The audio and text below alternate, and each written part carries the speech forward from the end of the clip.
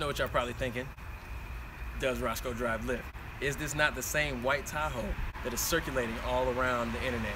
Is that not a Lyft sticker on the same Tahoe that is circulating around the internet right now? The answer is yes. Now, this is one of my vehicles. For those of y'all who don't know me, I have children.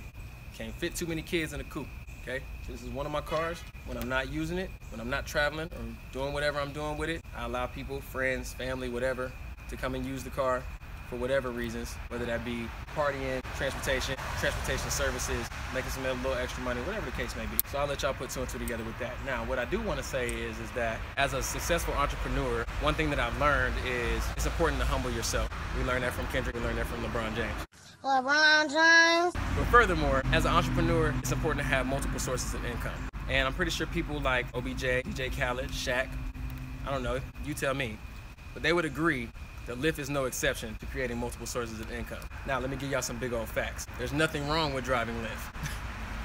Fact number one. Fact number two, 2016 to 2017, Lyft brought in $700 million, and they only take away 25% from fares from their drivers. I'll let y'all do that math. Another big old fact, fact number three, would be that 28 people a day die from intoxication or being under the influence while operating a motor vehicle, which adds up to about 10,000 people a year. So, correct me if I'm wrong, but I think it was reported that the person who initially tweeted that I could or could not be a Lyft driver, or that I was coming to pick them up, or whatever the case may be, and canceled, I believe that they reported that the person was intoxicated. But had that ride not been canceled, I would have been doing that person a justice or a service by preventing something that could be tragic or life-threatening to happen by trying to get from point A to point B intoxicated. So, I say that to say thank you to entrepreneurs that create groundbreaking platforms like Lyft and Uber, or even entrepreneurs like myself who take chances and create opportunities for people to have a better community and be safe and have fun at the same time. We're gonna do a ride along where I'm gonna go pick random people, random Lyfts, and I'm gonna tag along, and we're gonna preview a couple songs at random to random people during their Lyft ride. I don't know nobody else that's doing that. Check it out, son. Check it out. Now, the flip side of being a rap superstar, when it's all done and over, okay, ain't nobody checking for you. You are washed up, okay? The downside of that, okay, of your career is realizing that you can't no longer live the lifestyle you used to enjoy when you were popping, okay? When you're popping, you think it won't end, but eventually it all ends.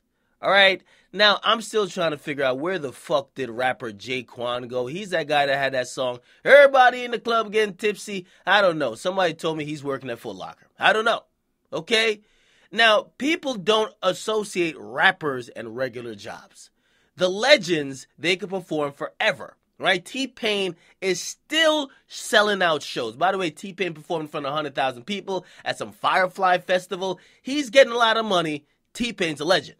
But there's some people there, they're not legends, right? Which means they may have had one or two hit songs, they had a good little run, but after their time is coming, it's over, nobody really is checking for them like that, okay? Now, Roscoe Dash, unfortunately, seems to fall in that category, even though I still think Roscoe Dash is severely talented. I don't know exactly what the fuck happened to him, but he hasn't had a hit in about 10 years, okay? Now, people, and actually a specific person on Twitter, claim that when ordering a Lyft, and a Lyft is like a taxi service that you could order through an app, they claim the person that was scheduled to pick them up was Roscoe Dash. Now, they said in shock, and because they thought they were being trolled, they called Roscoe Dash, or they called the drivers to say, "Yo, is this really Roscoe Dash about to pick me up?" And apparently, after realizing that someone spotted him because he is a popular or was a popular rapper, he canceled the appointment.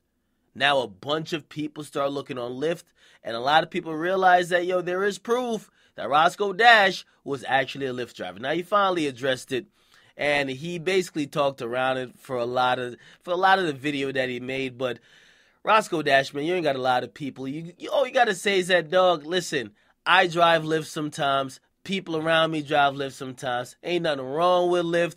And to be real, I just haven't had a song in a while. Fuck it. Okay? Now, it might seem demeaning because rappers base most of their image on flexing on you. There's two things rappers do well: telling you how broke you are and how rich they are, and secondly, telling you how they could fuck your bitch. Right? So it's kind of probably embarrassing for Roscoe Dash to come out and say, hey, yeah, listen, even when he could even make up an excuse like, yo, on the way from the studio that's in another town to the crib, I turned the Lyft joint on so I could get extra money.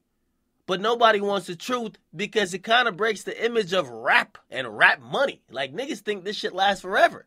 It actually does not. I feel bad for Roscoe Dash, but I see that he was trying to educate people while a little bit dancing around the truth. I wish him the best of luck, but I'm not going to lie, yo. What's the name of that joint? He had a joint called Show Off. He got a bunch of songs that I really fuck with. I remember playing Roscoe Dash music when I was in college, and it was hella lit, man. Let me see if I could find some songs that he really had popping. He definitely had the Show Off joint. That was, and All the Way Turned Up. Yeah. And by the way, this all came out. This came out in 2010. Damn. Shit goes left real quick. Goddamn. Shit. Get in the comments, guys. Like them, subscribe to your boy, Jack Academics. Is there a problem with him driving a Lyft? You let me know. I'm